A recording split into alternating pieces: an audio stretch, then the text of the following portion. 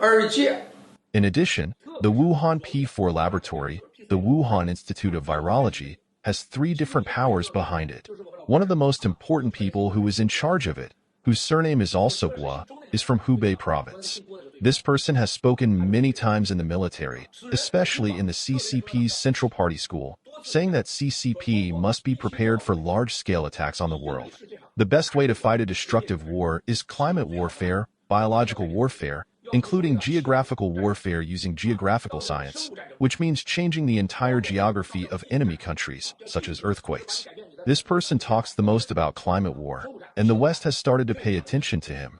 This person is one of the people who control the P4 laboratory. His background is CCP PLA.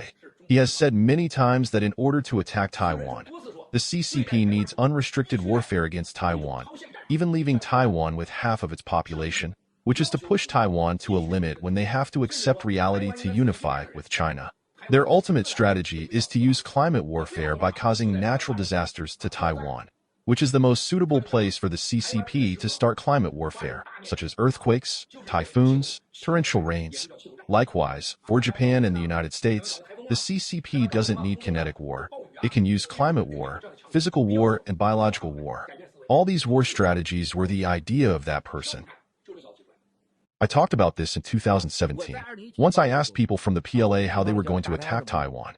The person said that US missiles cost $1 million per shot and $5 million per shot. The CCP's missiles cost only $10,000, and some cost only $3,000. The CCP doesn't need GPS because the CCP didn't have the Beidou satellite at that time. They will use the built-in navigation system. That is, the missiles are launched blindly. Taiwan is too close to China. As long as the missiles can land in Taiwan, the worst scenario is that the missile will blow up Fujian at the same time. If the CCP attacks Taiwan, they won't care about children and women. They will blow them all up. They will even blow up their submarines to blow up Taiwan's oceanic plates. And they have studied Taiwan's oceanic plates. From the South Island to the North Island, there are about 70 oceanic plates.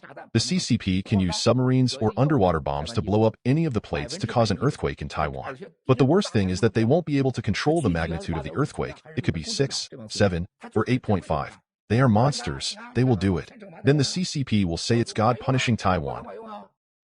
I have personally heard many times that the CCP, including the PLA fleet in Qingdao and the entire submarine fleet, have said to my face that Taiwan will be finished after a few earthquakes, or some earthquakes in the southern area of Taiwan and some in the northern area leave the center of Taiwan, they will be finished. They also said that if the United States joins the war, the CCP will use American missiles to attack Taiwan to cause the earthquakes.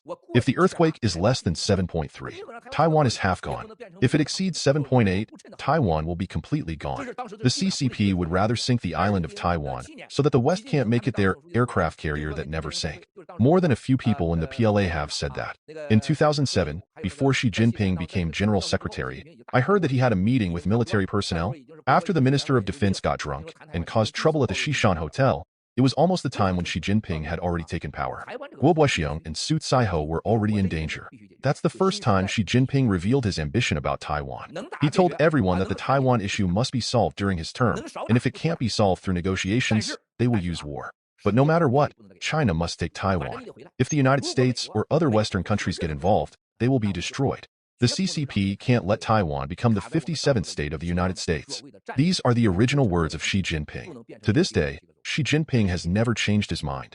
Especially after the Russia-Ukraine war happened, our fellow fighters within the CCP said that Xi Jinping was excited about the Russia-Ukraine war and considered the war a good example for them, and they will study it thoroughly. The war proved that they must take Taiwan quickly and relentlessly, regardless of any sacrifices. Right now, the CCP is going crazy, just like a series of things it is doing domestically, and it has just been announced that the CCP and Russia are going to form the Triangle CCP-Russia alliance against the US.